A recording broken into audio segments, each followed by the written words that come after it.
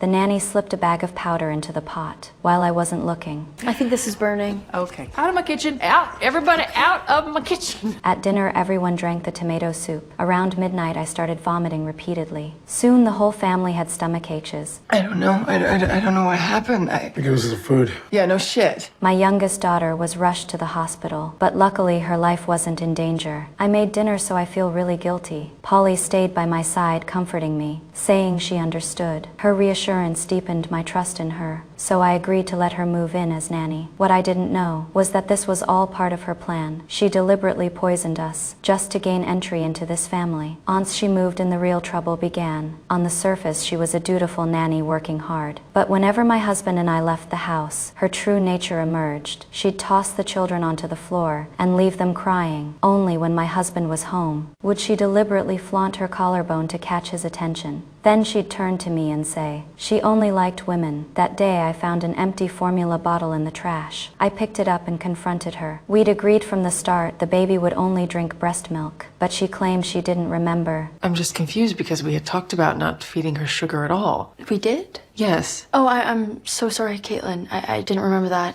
Whatever you want. It's just she might drink a little bit less. It's just I clearly remember Mom, that we had. we were playing. I began to sense something was terribly wrong. Was the nanny doing all this deliberately to provoke me? Yet she'd always been kind to the children, which only deepened my confusion. That evening after my run, I returned home to find the nanny entertaining a female guest. They chatted animatedly with my husband, and my heart ached. But for my husband's reputation, I said nothing. The next morning at breakfast, my daughter suddenly told me she is a lesbian. I want to be kissing the woman. I want her to love me, not him. When I grow up, I want to have a wife, not a husband. Is this something that you two have talked about? Well, she just had asked me about marriage and types of couples that there are.